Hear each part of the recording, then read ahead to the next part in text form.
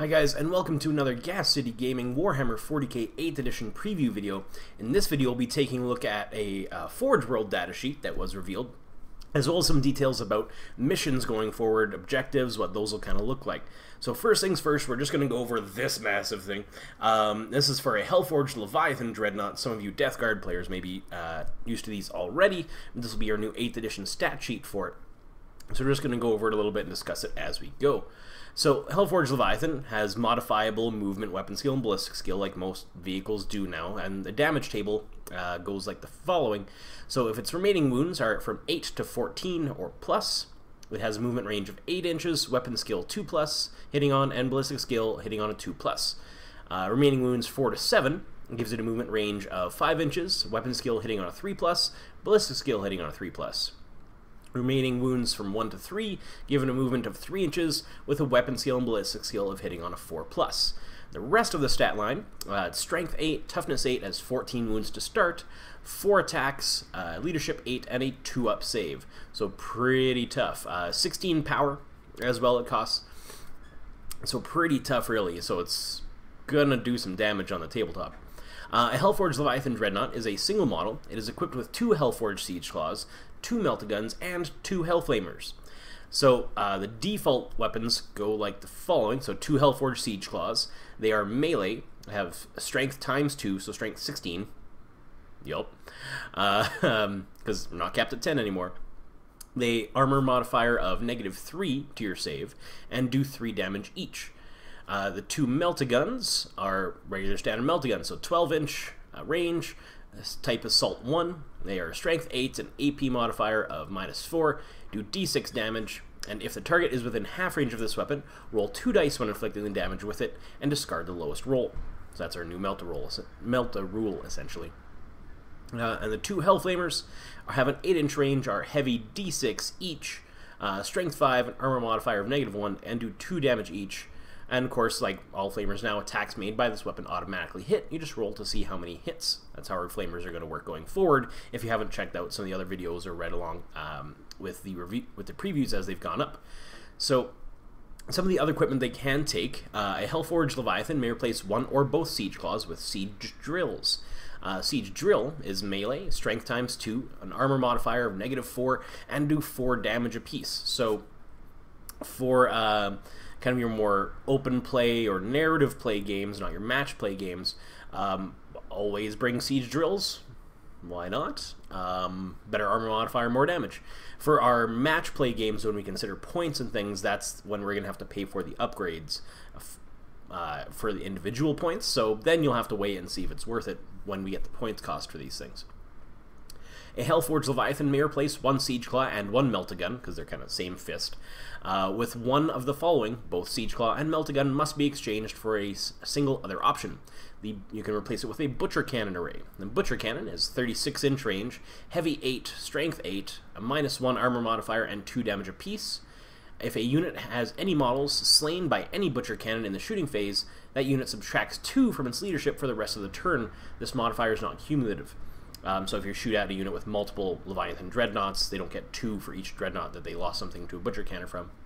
But with the new way that morale tests are going to go, you roll at the end of the phase, add your models removed, subtract that from your leadership. Subtracting 2 with a Butcher Cannon from that test can really make a big difference. That can mean another 2 models removed, 1 or 2 models removed. So that is not bad. A Soul Burner Rabodkin. It is range 18-inch, heavy 2d3. Now, it doesn't have a strength. Give it a second. We'll get to that in a minute. It doesn't have a strength or AP modifier and does 1 damage, but each successful hit roll made with this weapon inflicts a mortal wound instead of the normal damage. So you do not roll to wound. It is heavy 2d3, and every time you hit, the model you're shooting at just suffers a mortal wound. Mortal wounds are wounds with no armor save allowed. You can also replace with a Gravflex Bombard. A Gravflex Bombard has 18-inch range, heavy D3, strength 9, AP modifier of -5, so 2-up saves are no save from a 2-up, and 2 damage apiece. If the target model has any of the monster, vehicle, or titanic keywords, then the amount of damage suffered becomes 5 per hit. For every 5 models in the target unit, add D3 to the number of attacks made by this weapon. So if you're shooting at a large unit of, let's say, 10 Marines, you add 2d3 to the number, so it's normally heavy d3, you then become heavy 2d3, and this no armor modifier, wounding on 2s, 2 damage apiece, so this is the kind of weapon that could really take out a group of Primaris Marines pretty quick, or even a group of Terminators pretty quick. And even as good against vehicles. So the Gravflux Bombard, again, we don't know the points cost, but if you're narrative or open play, that seems really good just because it's really versatile. It can really mow through units of tougher infantry, not the basic guys as much, but bigger groups of basic guys. For example, if you are shooting at 15 cultists, you become 3d3 hits that will just squish cultists. Even against vehicles, it's gonna be pretty good. So d3 shots, say you get 2 on average, or it's a single d3, but say you get 2. You hit and wound, etc. with one of them, they take 5 damage. That's a lot of damage against a lot of different kind of vehicles and monsters and all that kind of stuff. But the abilities. Machina Malefica. At the end of any turn in which a unit with this ability has slain any models in the fight subphase, other than through Overwatch attacks, roll a number of d6 equal to the number of models it has slain. Each of these dice, it scores a result of 5+, heals 1 wound on the unit with this rule. This unit cannot be healed of wounds by any other means in the same turn as this ability is used. So what I want to know is our remaining wounds chart. If you're watching, it says 8 to 14+. Can I go above 14 wounds with this Machina Malefica rule? That'd be really interesting to know. Also, this is the kind of rule that I can see being on a lot of different Chaos units kind of thing. So what are we going to see? Are we going to see on other Dreadnoughts? You know, I forget the name of the thing right now, but the Hellforged guys, the melee and ranged ones, are we going to see it on those? It's going to be interesting to see. Hellfire Reactor. A unit with this ability has a 5+ invulnerable save against shooting or Overwatch attacks, and a 4+ invulnerable save against melee attacks in the fight phase. So this guy has a 2-up armor save, a 5-up against shooting, and a 4-up against melee. So this guy's going to be really durable to begin with. Hellfire Reactor, again, that's the kind of rule that it sounds like it could go on a lot of Chaos units. So if so, we're going to have some pretty resilient vehicles for Chaos. Containment Breach. If this model is reduced to 0 wounds, roll a d6 before removing it from the battlefield. On a roll of 6, it explodes and the hellish engines at its core are unleashed. Each unit within 6 inches suffers d3 mortal wounds, unless it is a Psyker, in which case it suffers d6 mortal wounds instead.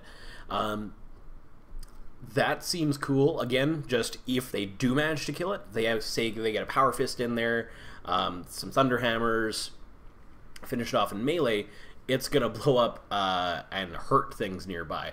Might be bad for you as well, because if you're using this just as essentially artillery in the back with some Butcher Cannon arrays, then it's going to blow up your backline if you have anything near this, so you might want to give this thing a little bit of a bubble if you're the one using it, so it doesn't blow up and hurt yourself. Last ability is Dark Fury. If this model is equipped with 2 melee weapons, it gains +1 attack. So there you go. Like we've kind of seen, it's no longer going to be a default rule that things with 2 melee weapons or a pistol and a melee weapon will get an additional attack. It seems like that's not going to be just a default rule anymore, so things like this, where the Leviathan Dreadnought will still get that additional attack, is good. Brings it up to normal, but just taking that ability away by default, but they can pick and choose what models have it. So faction keywords are Chaos, brackets Mark of Chaos, so you can give it Khorne, whatever mark you want, Heretic Astartes, and Legion. Legion being you can make it a part of whatever Legion you want. Keywords are Vehicle, Dreadnought, Hellforged Leviathan, Dreadnought. So there will be probably some special rules that affect each of those keywords, just like we've been over before. I really want one of these now. I don't know about you guys, but I haven't seen very many cards or data cards that I'm not excited about. This one included. I'm really excited for our Leviathan Dreadnought buddies to come around. I want one because I want to use it in a game. Seems really good, really versatile, good in melee, good ranged, really resilient with its 2-up save, 4-up invul melee, 5-up invul versus ranged. And if they do manage to blow it up melee, it's gonna sting coming back. So Just a really solid model overall, in my opinion. Be interested to see what the points cost comes down to for match play, but just a really solid model overall. So let's get on to talking about some of the missions that they've talked about. Now, this first one, if you're watching, I don't know if you'll be able to read. It's a really long list. It was a big picture. I don't know if you'll be able to read this. I'll read it out for you in a minute. But we have Only War is our first mission. Only War will be available for free in the downloadable rules PDF that they'll give out for free. It's available for any mission or any 3 types of play. So your narrative, open, or match play, you can use this in. Some of the rules you'll have to, if you're playing match play with it, you'll kind of have to tighten down on, because as it's typed out here, some of the rules are a little more open to interpretation, like you'll see here in a sec. So here we go. Only War. The time has come to prove your worth as the greatest warlord in the galaxy. All that stands between you and ultimate glory is an enemy army bent upon your destruction. So, the armies. In order to play this mission, you must first muster an army from the miniatures in your collection. You can include any models in your army. Sometimes you may find that you do not have enough models to field a minimum-sized unit, for example 5 Marines. This can be found on each unit's datasheet. If this is the case, you can still include one of that type in your army with as many models as you have available. So this is obviously more for your open play stuff, maybe even your narrative play stuff, definitely not really for match play. But again, if you want it, you can still use this mission in your match play, just kind of maybe tweak that rule, say, okay, no, you have to have minimum for squads you want to bring. If you're playing with someone who's a little more competitive and wants to play match play anyway, they'll probably have their full squads, full min squads at least anyway. The battlefield. Create the battlefield and set up terrain. The players must then place objective markers to represent sites of tactical and strategic import that one or both armies are attempting to secure. Objective markers can be represented by any suitable marker or piece of terrain.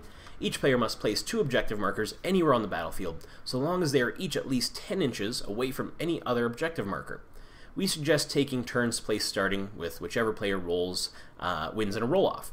A player controls an objective marker if there are more models from their army within 3 inches of it than there are any enemy models, measured to the center of the marker. Again, if you've played any Age of Sigmar, that's kind of how your Age of Sigmar ones are controlled. There's no, in AOS at least, there's no objective secured units. Some things have special rules that let them control things, or deny control, but there are no objective secured units that really waive this rule just as a default, like a troop type has objective secured. There's nothing like that in Age of Sigmar, so that's what we're kind of seeing here, which I like, you know. It can prevent some kind of semi-cheese where, oh yeah, there's my unit of cultists or my couple of scouts that, oh, because they're there, even though there's this Dreadknot nearby, no, the scouts are fine. They have complete control of that despite this Dreadknot or this Land Raider bearing down on them. No, they're fine, they got it, they're good. So I like that, just to have more models in that within that 3 inches. Makes a little more sense to me. Primary objective. Before setting up their armies, both players roll off. The player who rolls higher, then rolls on the primary objective table, see right, to determine which are used during the game. Now our primary objectives go as follows. So your D3 have victory conditions. Slay and secure. At the end of the battle, each objective marker is worth 2 victory points to the player who controls it. Players also earn D3 victory points if the opposing army's warlord was slain during the battle. So if you control the even number of objective markers, it comes down to that roll. Ancient Relic is the second. At the start of the first battle round, but before the first turn begins, randomly select 1 objective marker. Remove the other objective markers from the battlefield. At the end of the battle, the remaining objective marker is worth 6 victory points to the player who controls it. So that one thing is worth quite a bit. And our third one is Domination. At the end of each turn, each objective marker is worth 1 victory point to the player who controls it. Keep a running score from turn to turn. So it says each turn, not each round. So I'm assuming at the end of my turn I count, at the end of your turn you count. So in that case, it could be, you know, an advantage for either person. The guy who goes first might get more points towards the beginning of the game. Towards the end of the game, the person who goes second may have a little bit of an advantage. So it's kind of neat. Deployment. Once the victory conditions have been determined, the player who did not roll on the primary objective table then divides the battlefield onto 2 equal-sized halves. Their opponent then decides which half is their own deployment zone and which half is the other player's deployment zone. So you roll off to decide your objective. One person rolls, other person splits the table. The person who then rolled picks which half they want. The players then alternate deploying their units one at a time, starting with the player who did not pick their deployment zone. Models must be set up in their own deployment zone more than 12 inches from the enemy deployment zone. Continue setting up units until both players have set up all the units in their army, or you have run out of room to set up more units. So our buffer zone is 12 inches, right, between deployment zones. Buffer zone is a minimum of 12. Power level. Before battle begins, determine each army's power level by adding together the power ratings of all the units set up in that army. Whichever player has the lowest is the underdog. If both have the same power level, the player who assigned the deployment zones is the underdog. Now, you could easily replace the words power level with point level, right? If the difference between the power levels of the two armies is 10 to 19, the underdog receives 1 command reroll. If the difference is 20 to 29, the underdog receives 2 command rerolls, and so on. Each command reroll can be used once at any point during the battle to reroll a single dice. Now, if you want to translate that to points level, you could do like a 10% point difference or a 5% point difference, depending on your level. If you're playing a little 500-point game, you could do, okay, if it's 50 points difference, you get a reroll. You know, that's going to be an individual thing. First turn, the underdog chooses who has the first turn. Battle length, the battle lasts for 5 battle rounds, so game turns, or until one army has slain all of its foes. Victory conditions: if one army has slain all of its foes, it immediately wins a major victory. Otherwise, at the end of the battle, the player who has the most victory points wins a major victory. If both players have the same number of victory points at the end of the battle, the underdog wins a minor victory. So a tie goes to the underdog. You can also, and that's a thing, it's a game, these are guidelines for our game, you can throw in kill points if you want, in addition to, you know, the D3 victory conditions there. You can throw in slay the warlord behind enemy lines, you could throw in that stuff still. The one victory condition kind of has slay the warlord in it already, but these are the things, it's up to us to decide how to play the game. These are guidelines, right? Like over the weekend here, I was kind of playing like a semi-role-playing Death Watch type thing with a buddy of mine. I was DMing it, he was playing through, I threw stuff in on the fly. Sorry, Perry, if you're watching, I made a lot of that stuff off the top of my head as we went, but it's all up to us to decide how we play and enjoy the game. So going forward, there are going to be 3 open play mission types. That'll give a bit more variety to your games. They are called Annihilation, Hold at All Costs, and Death or Glory. So that's all the details we have about that so far. They will have more options for narrative play, called Meat Grinder, Ambush, Patrol, Blitz, Sabotage, and Rescue. Each will come with 3 new stratagems for the defender and 3 stratagems for the attacker. That's what we see here. Now this is for the Sabotage mission type. So stratagems, in this mission, the players can use command points to use the following stratagems. So I'm assuming our green is our attackers, red is defenders. Silenced weapons cost 1 command point. It says, use this stratagem when one of your units makes a shooting attack. Immediately before the attack is resolved, the alarm is only sounded if the target of the shooting attack loses 1 or more wounds, but is not slain. So if you're shooting at 1 wound unit, like everything in the unit has 1 wound, then they're not going to sound the alarm. We don't know what that is exactly yet, but I'm sure we'll find out soon. 1 command point for camouflage. It says, use this stratagem when one of your units is set up during deployment. Have that unit's power rating when working out the distance at which it can be spotted by sentries. That's kind of cool, so you could turn your really elite unit, for example our Dreadknot there, into a unit of Marines as far as power rating goes. Extra explosives. Use this stratagem after a unit has made a sabotage attempt. That unit can make 1 additional sabotage attempt during the game. It cannot make another sabotage attempt this turn, however. So I'm guessing that the sabotage attempt is going to be some kind of roll, so if you fail that roll, re-roll that roll. Seems nice. Then our defender stratagems. First one is sensors. Use this stratagem after you have set up your sentries in the battlefield. All sentries can add 3 inches to the distance at which they will spot an enemy model. So you can use that in mind during your setup. You know, you set up your sentries so far away, and you're like, oh, there's a little path through there I can get through. Then you're thinking, actually, I'm going to use sensors. It fills up all those spaces in between the models. We then go to cut the wires, and will cost 1 command point. Use this stratagem if any of your units are within 3 inches of the objective at the end of the game.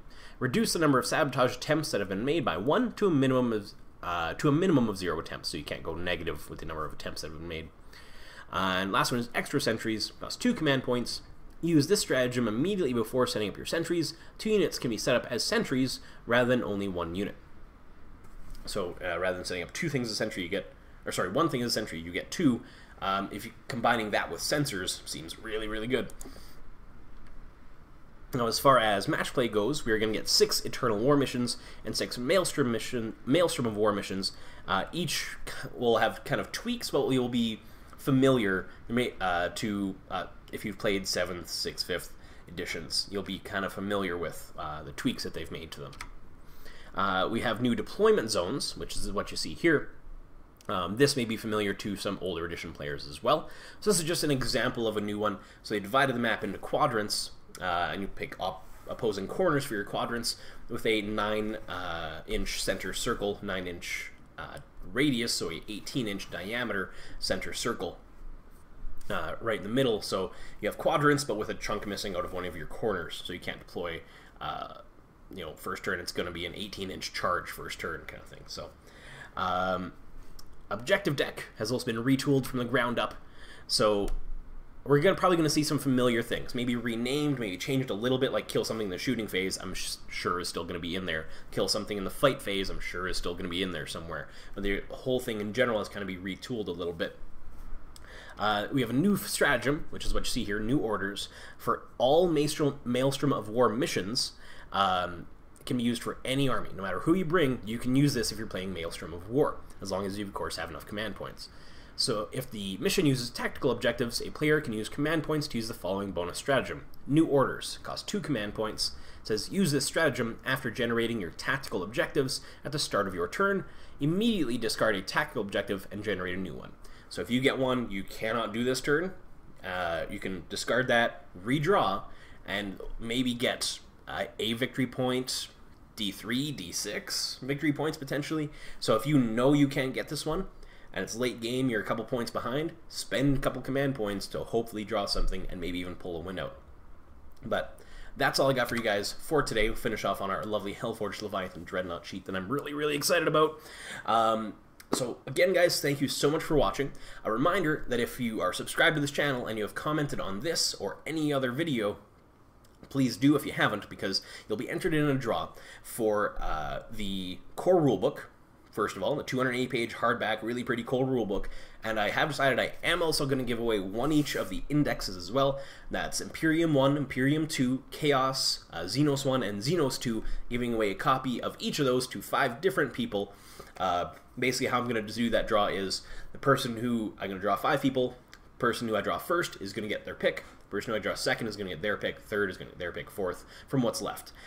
This way, you know, I have the person who I draw first makes the most people the most happy. The person who draws first gets the book for their armies. The person who draws second probably gets the book for their armies, etc., etc. Rather than me sending out 5 random books to people and maybe missing everybody's armies, right? But if you haven't subscribed and commented, do so now to be entered in that draw. That'll be made on June 17th, release day. Also, if you're in the Medicine Hat area on June 17th, come on down to Comic Readers on Railway Avenue for our release day event. We're going to be playing 8th edition, probably starting at noon until whenever we're done, hopefully all day. I'd love to play some games in 8th edition with you guys. If you have some models, bring them down. If not, I'm bringing everything I own, so I'd love to see you guys there. Have some fun playing 8th edition on release day. Pick some stuff up as well. They have really, honestly, I'm not sponsored or anything by them, but they do just have awesome prices on their GW stuff down at Comic Readers here in Medicine Hat. So once again, thank you guys so much for watching. Like, share, comment, subscribe, let everyone know that I exist, what Gas City Game is trying to do. Thank you guys for your support so much as well. We just hit recently at 10,000 views, which is an awesome milestone in less than 30 days. Thank you guys so much. Can't appreciate that enough. That's one of the reasons I decided to do the draw for all the indexes as well, because you guys have been so nice to me. I want to be nice back. So hope you guys have an awesome rest of your day. I know I will. And remember, the Emperor protects.